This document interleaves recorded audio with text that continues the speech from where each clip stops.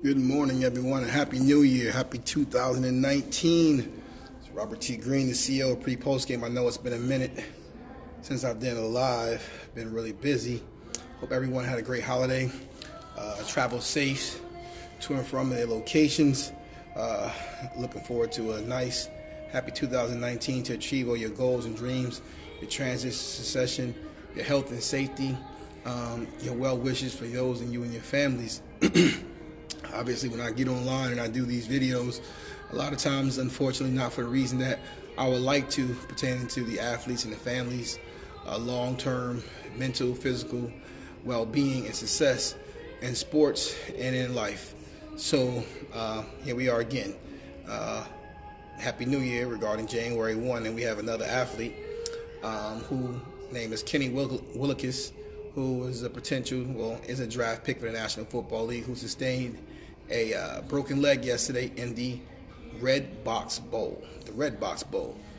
Many people didn't watch it, don't know where it is, but who knows where it is and who knows about it is the Red Box Bowl. Sponsors, the ESPNs, the commentators, the coaches, Mark D'Antonio, Michigan State, the Big Ten Conference, every single one of those people that received a check no later than Tuesday this week. Kenny Willekes, who was a NFL draft prospect, a high one at that, in the best class of defensive linemen pretty much in a long, long time. None of those people that I just mentioned is going to write Kenny Willekes or his family a check for what he just lost sustained during that bowl game yesterday. Not the team, not the university, no one. So you got to think about it again when these young men, families, you continue to make decisions for those people that try to influence you, speaking on which they do not know or have not done, when they're willing to basically tell you to do what's best for someone else to jeopardize your future. It's idiotic, it's insane, it's asinine, and particularly when it comes to the NCAA and the way they conducted their business with these athletes for the history of this actual so-called entity, it's insane. There's a couple things that can be done really simple with the amount of money that's being brought in by these athletes. Again, Kenny Willekes, for those who don't know, was an all Big Ten performer, also one of the best players on Michigan State University. Had nothing to gain, everything to lose by playing in that game. For anyone that played football in particular, such as myself, knows that when you play football, it's like having a Lamborghini when you all of a sudden now put it outside when it's 0 degrees and you're going to try to run it up to 100 miles per hour. It's going to break down. So for these bowl games, that basically have these kids take off a month after their regular season and then turn around and then go out there and play a bowl game, your body is susceptible to an injury way more than it would in general. Anybody that played football, including coaches, would tell you that and know that. However, in this NCAA model, when they don't care about the kids' long-term well-being, they care about the fact that if we can get TV advertising and sell bowl games and move this thing along all the way through to the NFL, because people love sports, they bet on sports, they gamble on sports and such, therefore, they continue to go along. But what about Kenny Willekes? N'Keal Harry didn't play, lost. Ed Oliver didn't play, gave up 70 points to Army. Major Applewhite, fired. Rashawn Gary didn't play. Michigan, gave up 287 yards rushing. But Rashawn Gary isn't that great. He can't do this, he can't do that. The list goes on and on and on. You know, the reality is without the best players, these coaches, these universities are going to be exposed. For the fact of the matter is that at the end of the day, these athletes aren't getting coached up and getting prepped and getting prepared to do what they want to do. That's the point. That's why they're leaving early. That's one of the reasons why they're leaving early. Because the so-called development that you say that you're getting in college, you're not getting that. That's why all these trainers that become runners are able to basically sell these kids at a higher bidders versus agents, because the same coaches in college aren't giving these kids the tools to be successful at the next level. That's why, again, you have all these commentators and people, evaluators, saying this kid can't do this, can't do that. But you keep talking about the kid, but you forget about the billions of dollars that the universities are making. And where's their development at? Where's the accountability with their coaches? Major Applewhite, simple case in point. Don't put your hands on these players. ESPN wasn't covering Houston Cougars because of you. They were covering because of Ed Oliver. What happened when Ed Oliver, a part of the team, wasn't there and the next man up came, gave up 70? I hope it was worth it. Like I said, friendly reminder. Understand why and who is the reason why you get that check. And if you don't understand why, if you decide to cross that line, that'll be the last check that you get in this actual industry. Invest in yourself. The fact of the matter is, sports is not a game. Sports is all business. I've been saying this for years. So right now we're looking at about 17 to 18 players who didn't play the bowl game. Fortunately for them, those players still fulfilled their dreams on the process and the path to being drafted as high as possible, taking care of their body for the future of their families.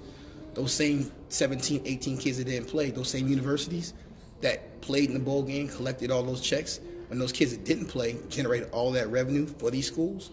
And again, please don't want to talk to me about a scholarship in school and board. For those that went to school and played this game and knows what's going on, then yes, you guys already know. For the people that read and watch and believe they understand, miss me and these athletes with this BS. These so-called diplomas or degrees that they're getting from these so-called great schools, these kids aren't even going to class that literally could do anything. Water conservation, skiing 101, meditation when you fall asleep and you get to wake up and write about your dream. But yet you want to call that higher education. Only people that you fooling is those that literally watch you and want to talk about how they've lost respect for these athletes. Again, on behalf of the players and the families and the future recruits, you can keep your respect. Their lives will go on with or without it. Save your thoughts and prayers because they don't need it because they didn't play in the bowl game. And if you think it was a lot this year, you heard it here first. Timestamp this.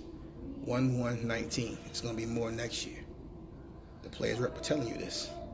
There will be more. So you got two choices. You got three choices.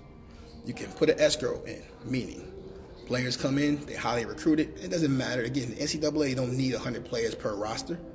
Again, at the end of the day, only 45 to 47 players play anyway. That's why the National Football League is the way it is. Because you can't just put guys out there.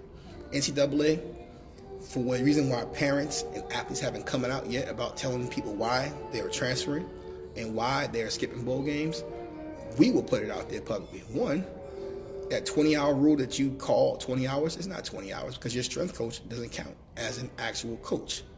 So the real 40 to 50 hours a week that these athletes actually go in to work and do on football and told that they're here to play the game, not to go to class, you're not putting out there publicly. Two, when a kid gets injured, seriously, and you misdiagnose that kid, and you put that kid back out there and continue to play without meniscus in his knees, their shoulders are destroyed, when you tell the kids that literally use the NFL as a tool to coerce or threaten a kid, not understanding the real realities of what goes on, is why these kids are transferring, why these kids aren't playing, why these kids are skipping bowl games. And that's the tip of the iceberg. Reasons why coaches are retiring all of a sudden, why coaches can take jobs and then go back after the other job, why coaches trying to get out of Dodge before the stuff hit the fans, between insurance policies that's not being written correctly. I mean, the list goes on and on and on. Sports is not a game. Sports is all business. So, unfortunately, my thoughts and prayers with Kenny Wilkers, but also my admiration and support and thanks to those kids and parents that did not play in the bowl games, understanding this is a short-lived career. Your future matters. You matter. Your family is the reason why you went to these schools, and that's your team.